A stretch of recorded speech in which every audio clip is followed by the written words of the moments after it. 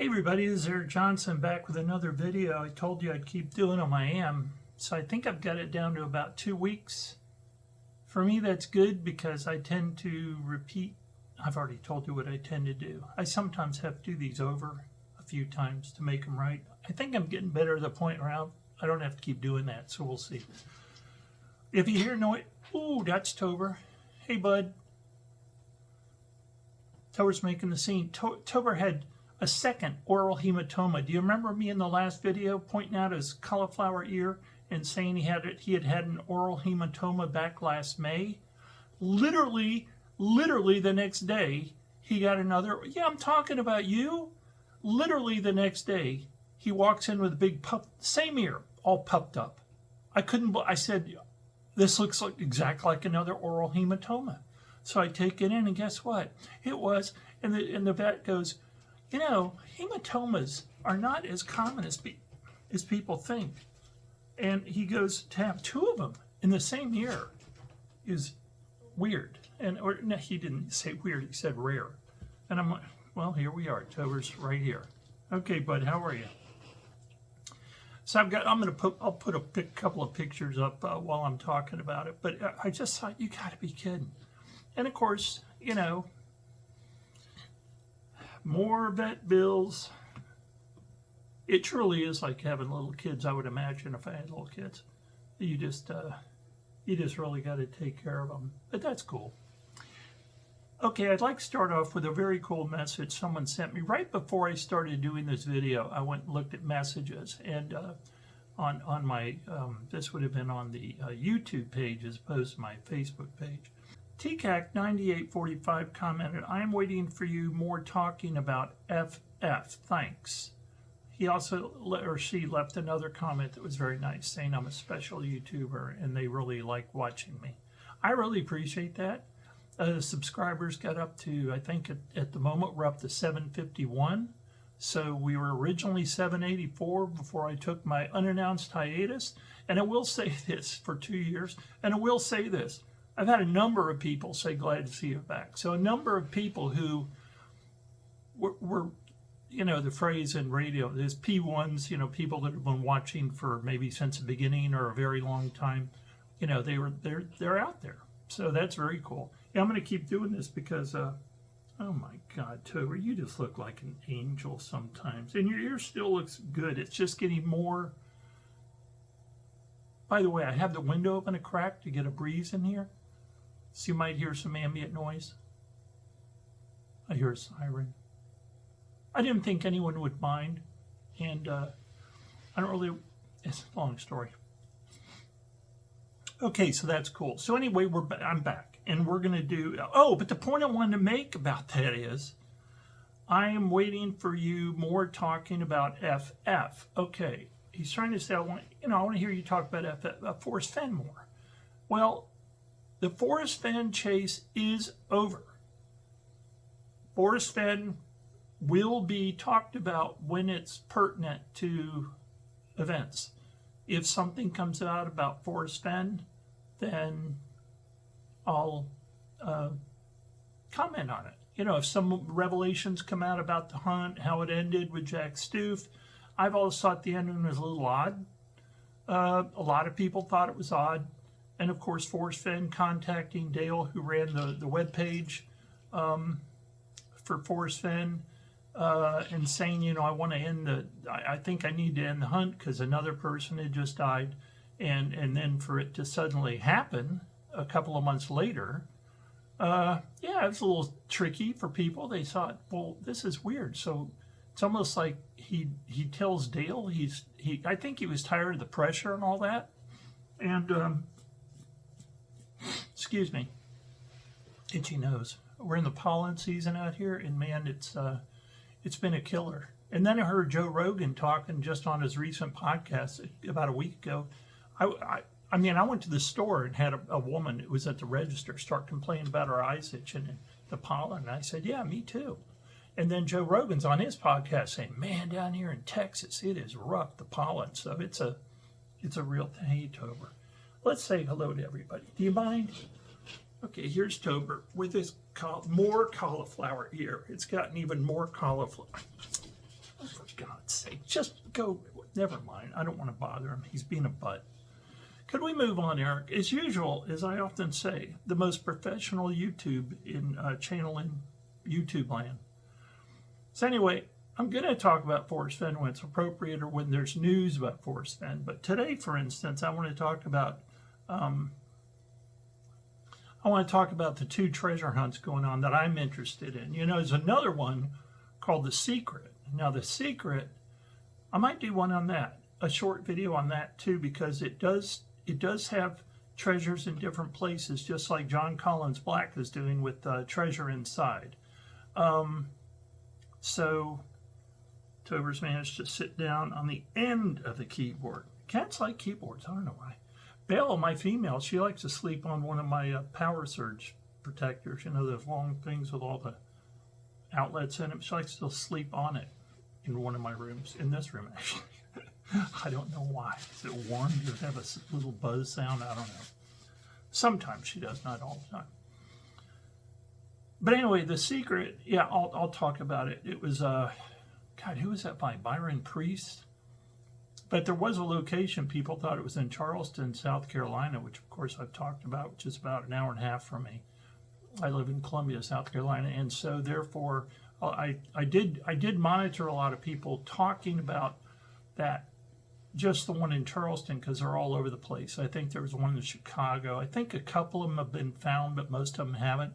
And the one in Charleston, I think the videos and the comments I read about it, it looked like people had figured out it was by now the treasure was under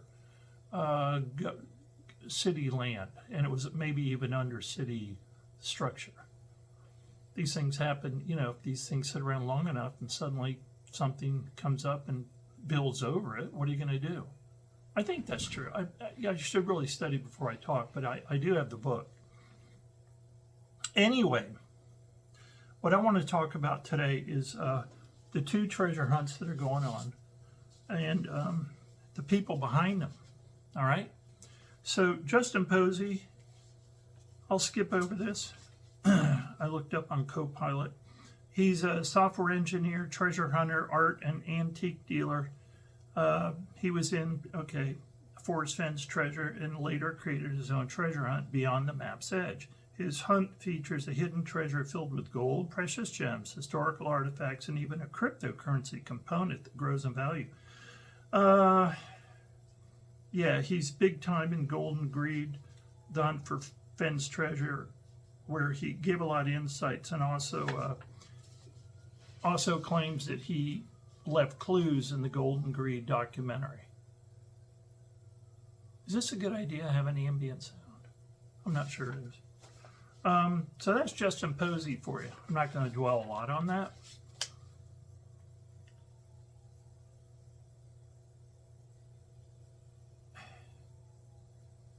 Justin Posey's treasure hunt, Beyond the Map's Edge, has sparked intense speculation, with clues scattered across his book, website, and even the Netflix documentary Golden Greed. Here are some of the clues. The haystacks clue. In the Netflix documentary, I'm just going to put them up for you to read, and I'm not going to go through all of them, but this is something I also pulled off Copilot. The problem I have, and you can obviously pause it if you want to read the clues. Here's the problem I have, though. Here's the problem I have with Justin Posey, and I'll just say it flat out. His hunt is what is the west of the Rockies, the entire United States, and Alaska. Now, here's something that I looked up. He included Alaska in the map on his website, and the poem is called Beyond the Map's Edge. Seemingly beyond mainland USA, the line beyond the reach of time's swift race makes me think of the Arctic, where the days or nights are long. There are very smart people looking into this stuff. I believe this was off a Reddit account.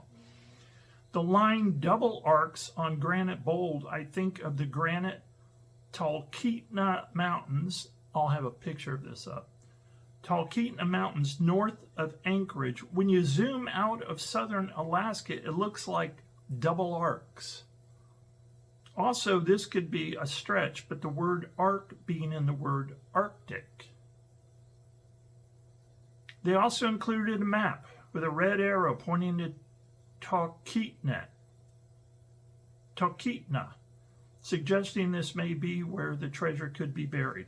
The idea has sparked plenty of interest, with one person writing, "Just finished the series, and I have to admit, as a single guy in his 40s with not a whole heck of a lot tying me down, I could see myself getting lost in this." Well, folks, that's what should happen.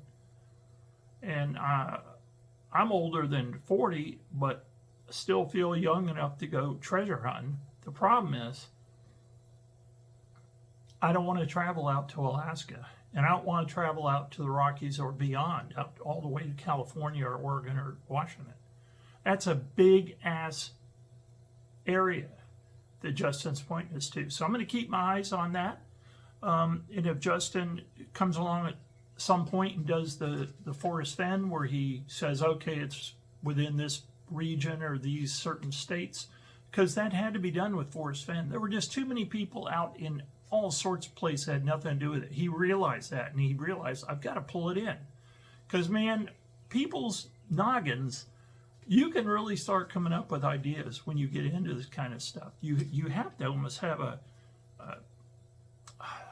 some sort of mental mechanism to keep the confirmation bias down. Confirmation bias meaning you have an idea, and the facts that seem to boost your idea or promote your idea or connect with your idea, you tend to take those in, and the ones that don't agree with your idea, so to speak, you tend to ignore them. And it's kind of subliminal, but all you really do is confirm your own bias as to where you think it is.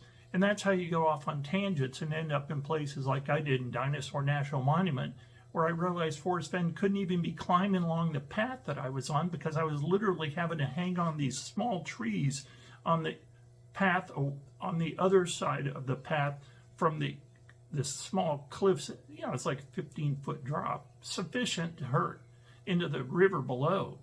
And, you know, I was hanging on to trees to get around the trees to not fall in, and I went that Forrest Fenn wouldn't be here. Anyway, for the time being, I'm not going to spend my money traveling out to and staying in places west of the Rockies, especially Alaska. It's just too much. Someone else said, I don't know, didn't Justin say something about a national forest or something along those lines at the very end of the third episode? Wrote one, speaking about the Golden Greed episode, the documentary on Netflix. Also, I think he'd want to keep it in a more readily accessible location for the general public. Thank you very much. Yeah.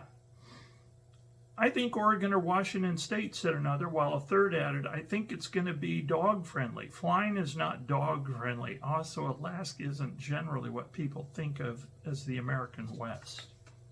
Yeah, that's true. The dog-friendly comment, I'm not so sure about that. And hey, here's another clue, or not a clue, here's another thing. A lot of people just drive. I've noticed a number of Forrest Fenn people, they don't necessarily care to fly. I think they just like being out on the road. I just had someone join my Eric Johnson Facebook page, and their name was Justin Posey. And of course, I thought it was Justin Posey. I'm not even sure it isn't. All I know is the only video I saw recently, it was a woman who was out of Montana, obviously hunting right now for the Justin Posey treasure, talking about Montana and what a state it is. It is quite a state. It's pretty incredible. Was out there a few times. Posey, Justin really does try to mimic aspects of the Forrest Fenn treasure hunt. So to CAC 9845, I guess I am talking about Forrest Fenn a little bit. There you go, buddy. He has Beyond the Map's Edge poem. And I'll read it. You have to read the poem, right? Everyone did it with Forrest Fenn, his poem. And, you know, I told you about it on the documentary. They had all these different voices reading the poem. is because so many of us read our poems on our Facebook channels. So anyway, here's the poem, Justin Posey's poem, in his book, Beyond the Map's Edge. So here is the poem. Can you find what lives in time, flowing through each measured rhyme? Wisdom waits in shadowed sight for those who read these words just right. As hope surges clear and bright, walk near water's silent flight. Round the bend, past the hole, I wait for you to cast your pole. Very fishing oriented, right? And of course the treasure was found at 9 Mile Hole on the, what would it be, the Madison and Yellowstone Park. In Ursa East his realm awaits, his bride stands guard at ancient gates, her feet of 3 at 20 degree, return her face to find the place. Double arcs on granite bold, where secrets of the past still hold, beyond the reach of time's swift race, wonder guards this sacred place, Truth rests not in clever minds, not in tangled, twisted finds. Like a river's steady flow, what you seek you already know. Okay, that's interesting. And it's good. It's a good poem, I think. So like I said, that's Justin Posey, and that's the poem. And of course, we'll dwell on it in future videos. But I have to tell you privately, I have to tell you, I think I'm going to, I think because of the distance that Justin is requiring us to go, and as I pointed out with that guy in Reddit, he even said, you know, I don't think he would put it too far away for most people, like Alaska. Well, it includes Alaska, so it makes you wonder. I don't know. But personally, I'm more, I almost feel like I'm rooting for teams. I'm a little bit more team John Collins Black right now, because John Collins Black has said that there are 5 regions, and he has 5 different treasure boxes. One of them is called the Lion's Share. That's the big one. That one is supposed to be about $1 million. The other 4 boxes are all in the 6 digits of wealth. So, you know, above 100,000 up to possibly $1 million. To me, that's well worth going out for.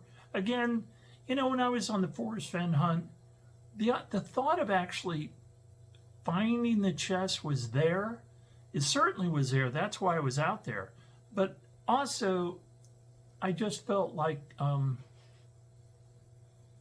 you know, it was almost like winning the lottery. So I was very aware of the fact that looking for it was a lot of the fun, just like Forrest kept saying. It's the thrill of the chase that's the real thrill. He didn't say it's the thrill of the find. He said it's the thrill of the chase. And that really still is true to me. It's just because I just love puzzles. I love games. I've always loved games. I still play games. I love to play jigsaw puzzles. Why am I talking about this? I don't know. It's just the way my mind is. So to me, a puzzle's a puzzle. But if there is a reward at the end financially, that'd be wonderful. If there isn't, so be it. But at the same time, I don't really want to be spending a lot of money and time and effort going out to places like Alaska. That's a lot of bang for every, that's a lot of bucks for every, that's a lot of time, effort, and money for every trip to look for something I'm probably not going to find. Although I have to say, I'd like to go out and see Alaska. So anyway, moving on.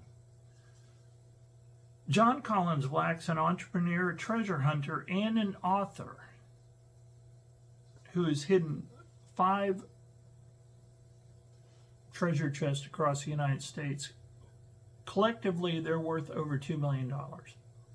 His treasure includes rare artifacts like a 14th century before current era gold Greek laurel, a coin designed by Pablo Picasso, a lunar rock specimen, and even a Michael Jordan rookie card.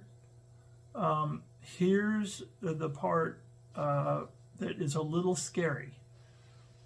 All right. John Collins Black, originally a musician, transitioned into cryptocurrency investing before launching his treasure hunt.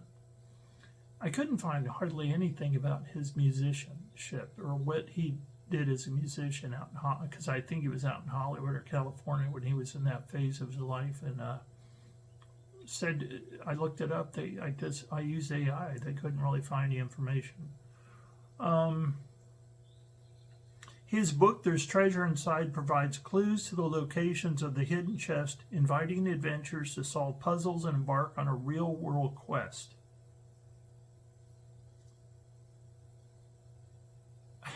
His inspiration for the hunt stems from his love of Dungeons and Dragons, which shaped his approach to storytelling and adventure. That's kind of, for me, a little bothersome because I know nothing about Dungeons and Dragons. I mean, I was aware of the game, never was interested in literally a role-playing game where you sat around with cards and stuff.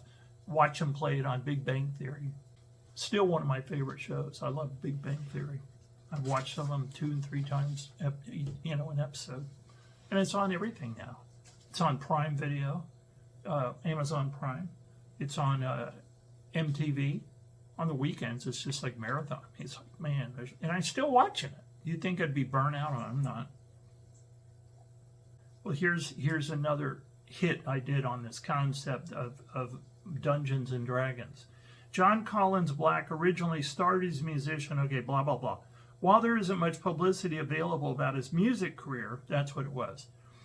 I'm so glad I did this. I was trying to find his music. What he did, was he a guitar player in a band or something? I'd never heard of him, but his background in creative storytelling, shaped by his love of Dungeons and Dragons, influences the way he designs his treasure hunts. Now this is AI. Is that going on? Because quite frankly, I'm not, I've never played Dungeons and Dragons.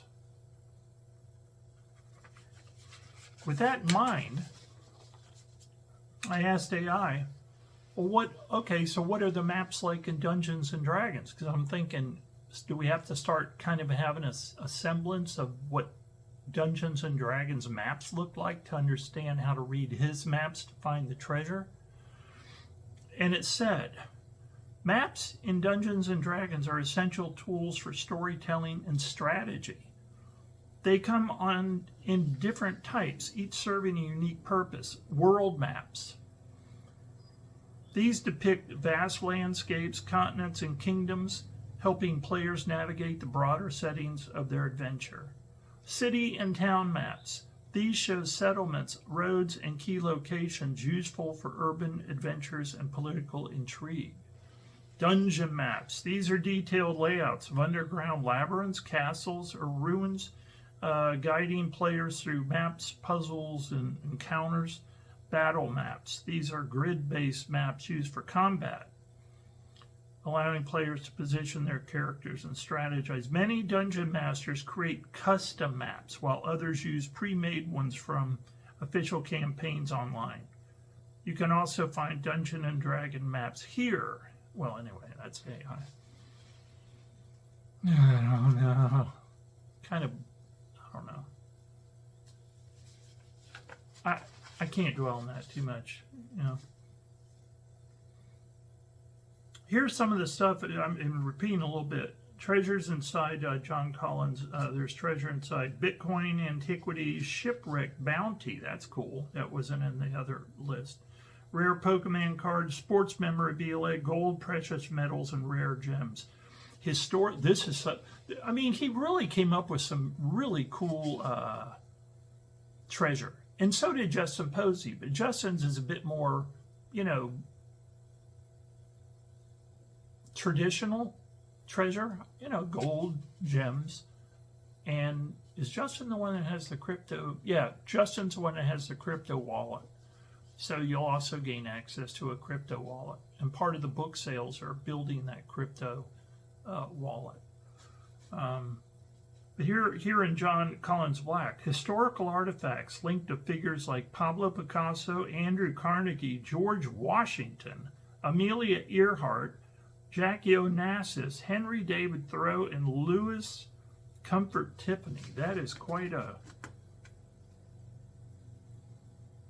That's quite pretty. That's just some cool treasure I'd love to get my hands on. That sounds super cool. John Collins Black's treasure hunt. There's treasure, and I just call it TTI, and I call Justin Posey's BME, Beyond Map's Edge. So TTI, 5 hidden treasure boxes scattered across the United States. The hunt officially launched in November of 2024. It's been going on for quite a while, right? That's why that woman's out there, Justin Posey. If she's connected to Posey, fine. It's on my Facebook page. If not, she just took his name. Although she has another, I think she has a link on there, like Real Life with Justin or something. So I don't know. Maybe she is connected to the real Justin Posey. Some clues suggest locations like the Appalachian Footpath in Vermont and Hemed in Hollow in the Ozarks, Arkansas. If you're interested in joining the search, you might want to check out the book, which contains all the necessary clues. You can also explore discussions and theories. So yeah, plenty of forums to go discuss at times like this. The internet has just made information so readily available. It's pretty cool. I love it, actually. All right. So John Collins Black has provided several intriguing clues for the treasure hunt. There's TTI. Here are some of the clues for the 5 hidden treasure chests. The Appalachian Footpath box. A map in the book shows a trail that matches the Green Mountain Trail near Little Rock Pond, Vermont. Searchers have been exploring this area, but the treasure remains unfound. Boy, does this start sounding all like Forrest Fenn all over again. Same thing. People have been here, couldn't find it. People have been here, couldn't find it. And they talked about where they've been, etc. Hey, Tober, are you heading out or what? How's that ear doing? The ear didn't get stitched this time. You know, the first time they just let the blood just kind of absorb back into the system, and they did it that way, and there was an operation where I could have had it fixed, and I would have. So the ear would remain, the structure would remain intact. Well, they did it this time because it had come back again, but of course by then it was already a cauliflower ear, so even though it won't happen again because they stitched the inner flap to the outer flap, you know, it's still going to always be crumpled. Anyway, well, for me, I don't really care about the Appalachian Footpath up in Vermont. I used to hike on the Appalachian Trail when I was a teenager. I went up there a few times, always by myself, and I would hike. And I had some interesting experiences. I remember one time I ended up camping with this father and his son and his son's best friend. And yeah, it was kind of interesting. So the father goes, I kind of came onto them later in the day near a lean-to or one of those, you know, things where you can sleep in the, they have these little kind of open face huts you can sleep in. And I think I slept out on the grass. But anyway, the father said, well, I'm taking off now. I've got to work. And I go, what do you do, sir? I'm a teenager. He's probably a man in his 40s. He goes, oh, I work for National. Well, no, I'm freelance, and I work for I'm a freelance photographer, and I'm out here to do moon shots. He was doing shots of the moon, and he said for National Geographic at that time. I was like, wow, it's pretty cool. He takes off. To me, he takes off. One of the 2 kids pulls out a joint. So we're all, you know. It's magical, though, you know, looking back to just be out in there with, you know, nice company, and they use the lean-to. I didn't really want to intrude on their privacy. I don't remember how many bunks there were. They just have these kind of boards you can sleep on. Usually you have a sleeping bag. And I ended up sleeping just on the grass in my sleeping bag. I'll never forget one of the trips I was out there in, I know I was in George Washington National Forest. That was a separate time with a friend of mine. No, this was, I was just hiking the Appalachian Trail. My dad drove me and dropped me off with instructions, I think, to see him in 3 days further up the path. I must have hooked up with a phone or something because we didn't have cell phones. This would be back in the 60s, late 60s, yeah. So that was, but I'll never forget, I slept I went to bed on my, it was different from when I was with the guys and the guy's father, the photographer. And I was asleep, and I wake up, and it's like the middle of the night, and I'm aware of this presence. I'm sleepy, and you sleep pretty good, or at least I do. When you've been hiking all day, you really sleep. And I wake up, and there is this deer staring at me. I mean, I'm thinking back many, many years, but he was very close to me. He was eating the moss off a rock next to my head. So I'm just aware that I just look up and see this deer, and he's just eating and watching me. He's scraping. And then I kind of raised my head, and he kind of, ran off a bit, which I felt, well, I didn't feel anything. That's the way it went. That's the way it goes. So the past and future box. This chapter contains a cryptogram and a word search which had been partially solved. The word search revealed a hidden message when leftover letters were anagrammed, but its full meaning is still unclear. The lion's share box, that's the one that's worth $1 million. It's the big box. The lion's share box. Clues for this box include anomalies and page numbers within the box, which some believe may hint at a location. The Pokemon box. Some phrases in this book's chapter seem to reference Hamid in Hollow in the Buffalo River Valley, Arkansas, leading searchers to investigate trails in that area. So, obviously, I want to be in the southeastern region. I live in South Carolina. I don't want to go up to Vermont. I don't want to go out to Arkansas. The beauty of this hunt for me, Justin Posey has a great hunt going on, but that's the Rockies and West, including Alaska. John Collins Black has made sure that 5 regions are represented by boxes. So you would hope you're not traveling too far. One state over, maybe, or 2 at the most, but you would hope not. And that's the way I want it. That's the way I want it right now. So very interesting. Now, there is a poem also called Joy's Serenade in the back of There's Treasure Inside, near the end of the book. Interestingly, it contains a haiku that might be a clue in the treasure hunt. Now, this is someone's opinion. By the way, notice when I use Copilot AI, you'll see the question at the top right, but you'll also see underneath it, what AI is really doing is scanning in the blink of an eye. It's pretty phenomenal. It can do it. It's scanning all the internet web pages that are relevant to your query. And so some of these answers you'll see under it, like you might see mysteriouswritings.com. Mysterious right at the bottom, so you can see the references for the information that's being given by AI. Mysteriouswritings.com, I forget the lady's name who runs it. She was a Forrest Fenn fan, and she started a web page that has to do with all sorts of mysterious writings, whether it's treasure hunts or just things that I don't look at the page too much, except when I need to find a reference, and often she'll have it. So you can see in this particular thing, Joy's Serenade at mysteriouswritings.com, you can go there to find it. You'll find stuff there about Justin Posey. You'll find stuff there about TTI and BME both. I don't know. When close, the haiku curls a little further on where few have seen it. Some believe this refers to a hidden verse inside the book's dust jacket. Now, just one second.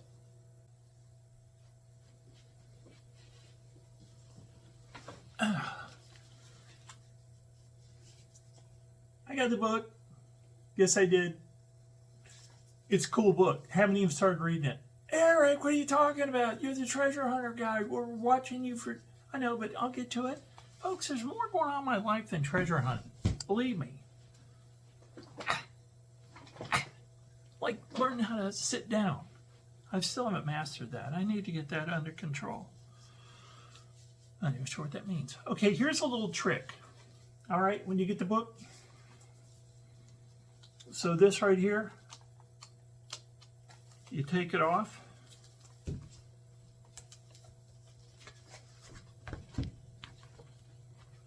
So you take it off the book, and inside is a little poem.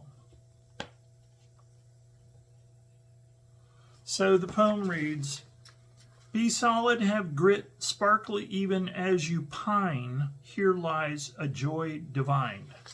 That's haiku. So, I don't know what it means. How am I supposed to freaking know? This cool book, though, I will say. It's very cool. It's very, very, very nicely printed. It's very glossy. You know, these guys are not sparing. Neither Justin or John are sparing in their production. They're really going out of their way to have pretty cool, high quality books. Similar to Forrest, I'd say these are a little cooler than Forrest's. Forrest's are pretty good. They were pretty good. Anyway, so I don't know what that haiku means, but it's going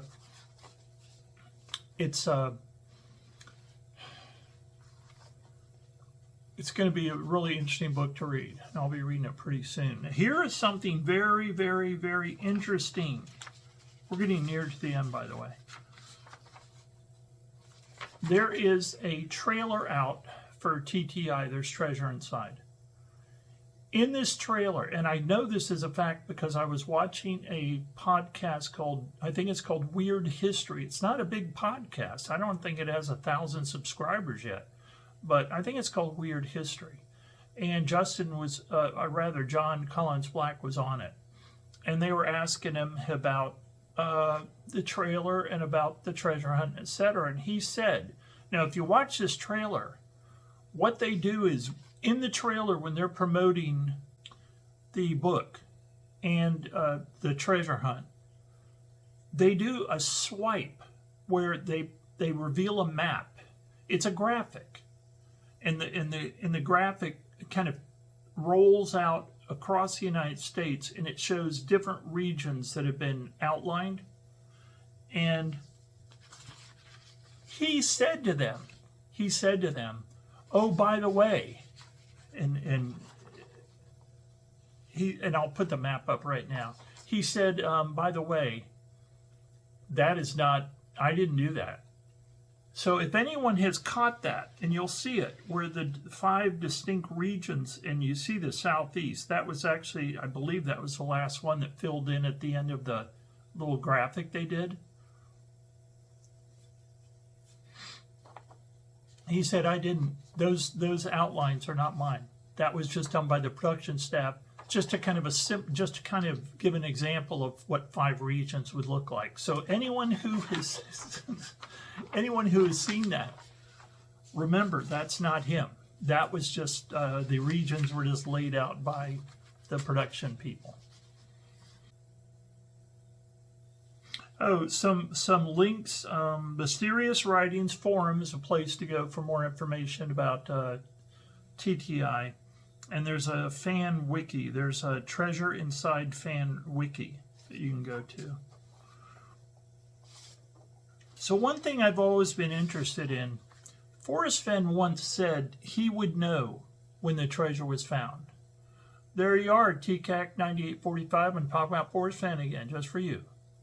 I love you, brother. I love all you guys, by the way. I love the subscriber has now gotten up 751, because we were down not too long ago when I started up again to the 734. So to be up 751, we're growing. And I'm excited about that because, as you know, I want to do a lot more than just talk about Forrest Fenn and even these treasures, although I'm going to keep up with these treasures. My emphasis right now is going to be on the TTI treasure, because I'm going to read the book and I'm going to see if I can figure out if it is in fact in my area. I'm sure it would be the southeast. I mean, you know, southeast, northeast, midwest, northwest, southwest. That's usually kind of how I always have thought of the United States, although maybe also north Midwest and south Midwest. Usually Midwest. That's a lot, though, the Midwest. That's north and south of the country. That's a lot. Well, I hope I can figure out that there's a southeast region that I can discern in the readings of the book. But it was always interesting to me that Forrest Fenn said that he would be able to tell when the treasure was found, but then he always was kind of coy. He always was kind of coy about how he would know that. And so I'm not sure. It was always kind of like, well, when you find the treasure, there'll be instructions. And so I guess part of the instructions, remember Jack Stoof called him and said, I have found the treasure chest. But I'm not sure he'd even opened it. He first contacted Fenn and said, is it okay for me to retrieve the chest, right? And Forrest Fenn was like, I guess, obviously said yes. So I don't know if there are instructions in there for him to call Fenn, and that's how Fenn found out. But people wonder this. People wonder the same thing about the BME and TTI. So Justin Posey, I said, well, did Justin Posey say he'll know when the treasure is found? Justin Posey has stated that no one knows where the treasure is hidden except him. He also mentioned that he feels resolute about the hunt. He's not anxiously waiting every day to see if it has been found, but rather trusts that it will be discovered when the time is right. AI is not, it's not infallible. It hasn't even answered the question yet. Additionally, he hinted that there is legal paperwork with the steward that would be important for the finder to have, suggesting that contacting the steward might be necessary to fully claim the treasure. So there is a liaison for the treasure that you'll need to contact the steward. So I guess that's his way of finding out. But again, what if you just find it and take it? And never contact him. And you don't care about the wallet, the crypto wallet. I don't know why you would do that. I would want the crypto wallet money too. Anyway, that's what I found out about Justin Posey. John Collins Black has said that he will announce a find on his website once a treasure box is confirmed. Updates will also be shared on the Mysterious Writings Discord and other social channels. Mysterious Writings really has grown to be quite a important page, and it's pretty cool that both these guys are using Mysterious Writings to get information out. However, he has mentioned that if no one informs him, he wouldn't know. So John Collins Black's pretty adamant. If you don't inform me you found her, I won't know. There are incentives for finders to contact him, possibly to claim larger items that didn't fit inside the boxes. So that's pretty freaking cool.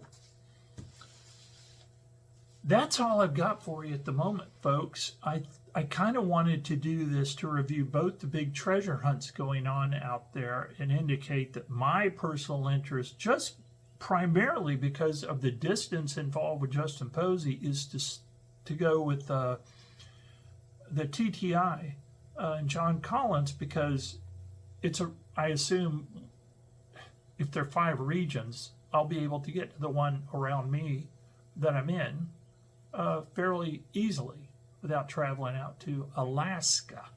Alaska really bothers me. However, I have to say, I've always wanted to go to Alaska, and Forrest Fenn got me out to Montana, Colorado. I actually went to Utah, even though that wasn't one of the states, because it was right over the border from Dinosaur National Monument. Never went to New Mexico. No, I never went to New Mexico. I had a job in New Mexico. I did a job where we were upgrading, was it the software on the registers at AMC theaters? I think we were also replacing some of the hardware, the registers. So I went all over the West on that project. Well, actually, I went all over the United States on that project. It was back in 16, 17, something like that. That was a cool project because you got to go around. But anyone knows that when you travel for projects, you don't, it's basically you get to the hotel, you go out and have a good dinner, hopefully. Time to sightsee, not usually, because you have to do your project, and then it's like you're supposed to be somewhere else the next day. So a lot of those things you don't get to see as much of the country as you want. But I always made sure I got a good dinner in, and I had this weird thing going on. It wasn't weird, I suppose. I made it a practice, no matter where I went, to try to find the tastiest and highly rated Mexican cuisine, because I love Mexican food, but I love all food. I mean, I love Italian. I love them all. Italian, Asian, love Japanese, love Chinese, Thai. Why am I talking about this? Am I hungry? Not really. Had cereal. Anyway, that's about it, folks. But I just want to say this again to the subscribers who have hung in there. And I've had a number of I think I'm repeating myself, that people have said, glad that you're back. Glad you got it going again. And I've had a number of people say this kind of, they're like, don't quit. They're kind of, you can almost hear them saying, don't quit again. Don't do that. So I'm not gonna, because I really enjoy doing this, and I want to do other stuff. And so the next one you may see, here's one thing I've decided I'm going to do. I get some incredible footage in my front and backyard. Where I live in this community, we have a lot of wildlife. We have deer, raccoon, possum, squirrels, birds, peacocks, because of a guy who lives nearby. They come wandering through, although the only time a peacock tried to, him and his buddy, little Miss Peacock and Mr. Peacock, I guess they started coming every day, hanging out on my bird feeder, and they scared the crap. You ever been around big old peacock? Oh, we used to have a turkey also that would come through. Yeah, it's like a wildlife refuge, quite frankly, where I live. But anyway, this peacock, big ass peacock, and then his other peacock friend, I think it was a hen, and it was he dominated the feeder for a couple days. My cats were scared of it. They'd go up to the back patio and just, like, what the hell is that? So I finally went after it with a squirt bottle, and it totally took care of the problem. The thing never came back. And let me tell you, that thing, the minute, it was almost like slow motion. I squirted the water, and while the water was going through the air, the peacock runs. I'm not sure I ever got him with the actual water because he was so fast, but he never came back. Now so what I'm trying to say is I have a lot of footage, and I find some of the footage I get on mainly my back patio where I have the bird feeder and a bird bath. Man, I've had some deer. Oh, the deer, they'll come and they'll stand up and eat out of the feeder, and it's quite remarkable to watch. I'd never seen a deer do that until I was watching my videos this winter. Well, no, actually, it's probably been last winter, at least, first time I saw it.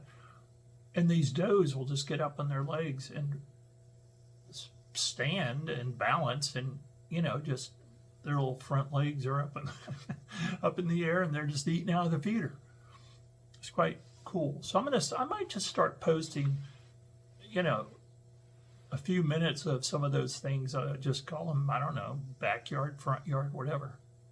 And finally, I'm going to have a video about Field Nation. Now, Field Nation, I did a video years ago about it. It's a very cool app where I have to make something clear because someone asked me. They said, are you having a quibble? Are you having a squabble when you talk about a company? When you say you're having a problem with a company, are you talking about Field Nation? And I said, no.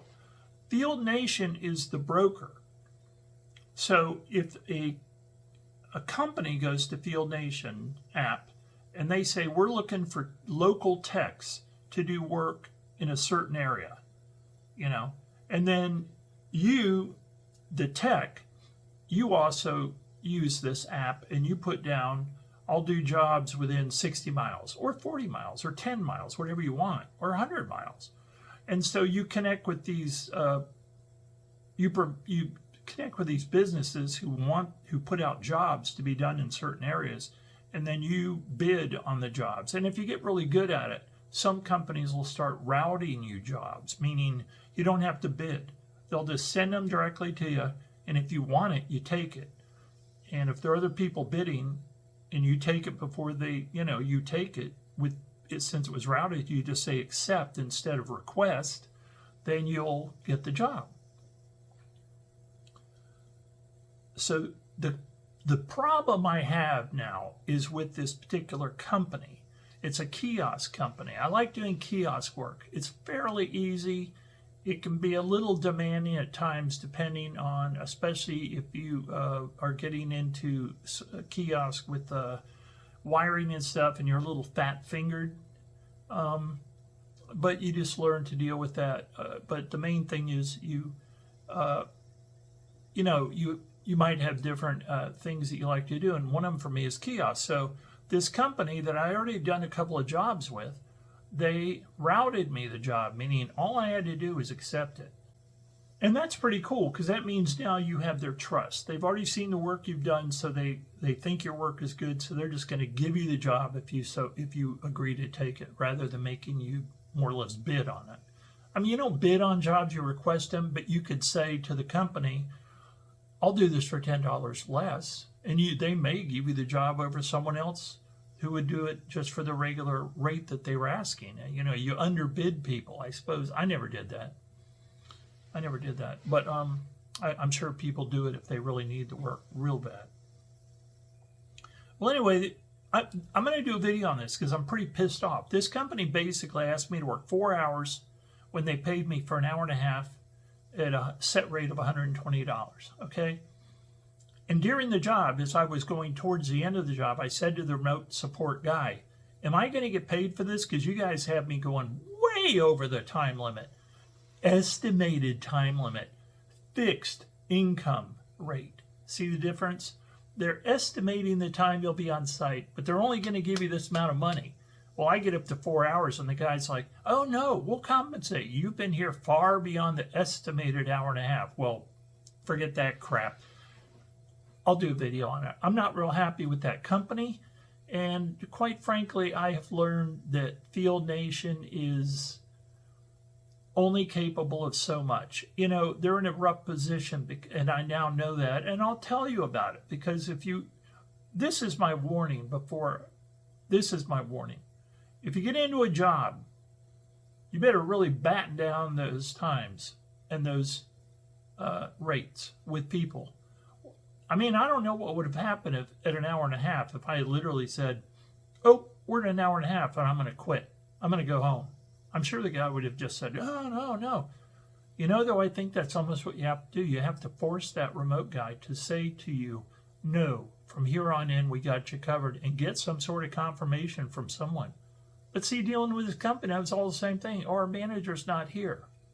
I don't like the manager. I may put his name in the whole thing. I told Field Nation when this started, I got a YouTube channel. I'm not afraid to use it. And they're like, ooh, we don't. They did the best they could. I think I'll do a video on it. Okay, but the main thing is, let's have fun. I'm going to read the book.